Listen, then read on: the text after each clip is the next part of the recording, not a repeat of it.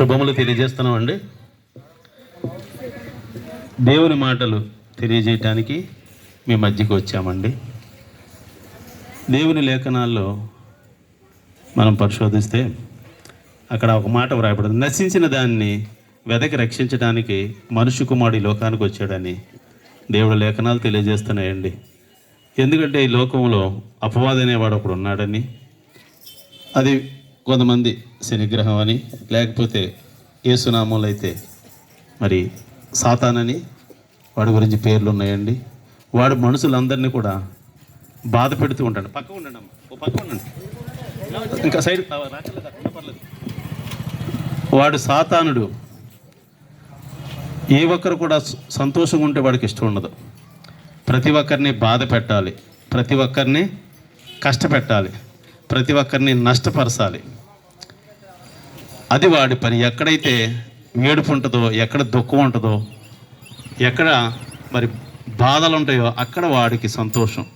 అయితే దేవుడు ప్రతి ఒక్కరూ బాగుండాలని కోరుకుంటాడు. ఆయన అందరూ కూడా సంతోషంగా ఉండాలని, ఆనందంగా ఉండాలని, నెమ్మది కలిగి ఉండాలని సృష్టికర్త అయిన దేవుడు ఆశ. కారణం ఏంటంటే ఆయన భూమిని, ఆకాశాన్ని, సమస్తాన్ని ఆయనే కలుగు చేశాడు.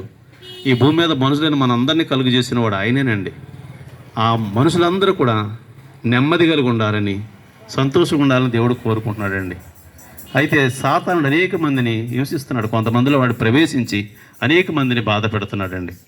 ప్రభువారు ఈ లోకానికి వచ్చినప్పుడు ఆ ప్రాంతంలో ఒక వ్యక్తిలో దురాత్మ ఉండి ఆ మనుషుణ్ణి ఆ ఊరి చివరికి తీసుకెళ్ళిపోయాడు. వాడు ఎక్కడున్నాడంటే శ్మశానాల్లోనూ కొండల్లోనూ ఉంటున్నాడండి.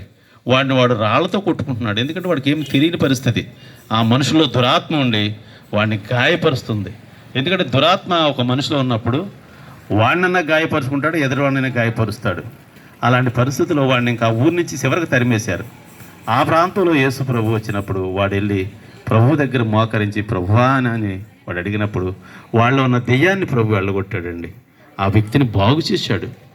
ఆ దెయ్యం వెళ్ళిపోయిన తర్వాత ఆ వ్యక్తి చక్కగా బట్టలు కట్టుకుని చక్కగా ఉన్నాడండి. అతడు మరి ప్రభు అయిన యేసునందు విశ్వాసం వస్తే అక్కడ ప్రజలు అంటున్నారు, ఏంటి నువ్వు మారిపోయావా, నువ్వు మతంలోకి వెళ్ళిపోయి. మతం అంటే ఎలాగండి? ఆ వ్యక్తి బాగుపడ్డాడు. బాగుపడిన తర్వాత ప్రభువుకి మనసిచ్చాడు. ఎందుకంటే ప్రభు అంటున్నాడు, మీరు మతం మార్చుకోక్కర్లేదు, మీరు మనసు మార్చుకుంటే నేను మీకు సహాయం చేస్తానంటున్నాడండి. ఎవరైతే మరి సాతాను మరి ఆ ద్వారా పీడింపబడుతున్నారో, ఎవరైతే నెమ్మది లేకుండా ఉన్నారో అలాంటి వారికి ప్రభువు మీరు నా యందు విశ్వాసం ఉంచండి, నా యందు కనుక మీరు విశ్వాసం ఉంచగలిగితే ప్రతి విధమైన కీడును నేను దూరపరుస్తాను, మేలులతో మిమ్మల్ని తృప్తిపరుస్తాను అన్నాడండి. ఆ సేన అనే దెయ్యం పెట్టిన వాడిని బాగు చేయడమే కాదు, అనేకులను ఆయన బాగు చేశాడు. ఇక్కడ మమ్మల్ని అందరినీ కూడా అదేవిధంగా ప్రభు బాగు చేశాడండి. అందుకే మీ మధ్యకు వచ్చి ఈ మాటలు తెలియజేస్తున్నామండి. ప్రభు అయిన యేసునందు విశ్వాసం ఉంచండి. ఈ లోకంలో ఉండగానే మీరు నెమ్మది కలిగి ఉంటారు.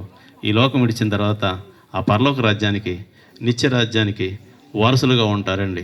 ఎందుకంటే పరలోకం వెళ్ళాలంటే ప్రభు అయిన యేసునందు విశ్వాసం ఉంచవలసిందే. ఈ లోకంలో ఉండగాను మనం నెమ్మది కలిగి ఉండాలని కోరుకుంటాం. ఈ లోకం విడిచిన తర్వాత ఆ స్వర్గలోకం ఉండాలని కోరుకుంటామండి.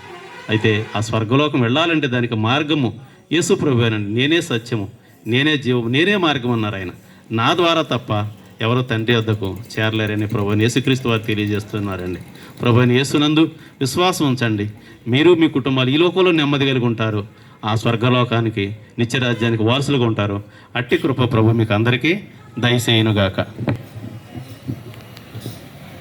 తండ్రికి, కుమారికి, పరిశుద్ధాత్మ త్రియాక్ దేవ ఆది జనక పుత్రుడై ఉన్నవాడనవాడు సర్వాధిక సర్వాంతయామి సర్వశక్తిమంతుడ వ్యోమకాశ సర్వప్రమానాథ లేని వందనం తాళపల్లి పాటపల్లి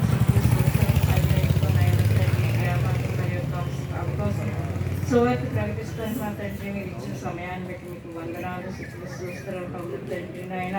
ఇదిగో నా తండ్రి నాయన, ఇంతవరకు నా ప్రభు విగ్రహం అంతా నా తండ్రి అనేక విషయాలు నా తండ్రి నీ యొక్క లేఖనంలో ఉన్న మాటలన్నీ నా ప్రభు నీ పిల్లలైన వారు ప్రకటించారు ప్రభు. నా తండ్రి నాయన ప్రకటించిన విధానాన్ని బట్టి నా ప్రభు ప్రార్థించారు కూడా తండ్రి నాయన యొక్క ప్రార్థన నా ప్రభు ఇంకా లోకమల్లి వెళ్ళి నా ప్రభు ఈ గ్రామాన్ని తాగేటట్టు ప్రభు చూపించి సహాయం చేయండి ప్రభు. ఎవరికి ఏ మాటలు అవసరమై ఉన్నాయో ఆ మాటలన్నీ నా ప్రభు నీ లేఖనాల ద్వారాగా నా తండ్రి మీరు అందించి ఉన్నారు ప్రభు. నీకు అందించిన మాటలు నా ప్రభు వ్యర్థంగా పోకుండా నా ప్రభు నా తండ్రి ప్రతి ఒక్క కుటుంబాన్ని ప్రతి ఒక్క బిడ్డని మీరు దర్శించిన ప్రభు నాయన తండ్రి. ఇదిగో నా ప్రభు నాయన అంతటా నా ప్రభు మారు మనసు పొందాలని నా ప్రభాని వచ్చే రాత్రి సమయానికి ప్రతి మొక్కలు వంగాలి, ప్రతి నాలుక శుద్ధించబడాలని నా ప్రభాలు ఆశపడి ఉంటున్నా ప్రభా.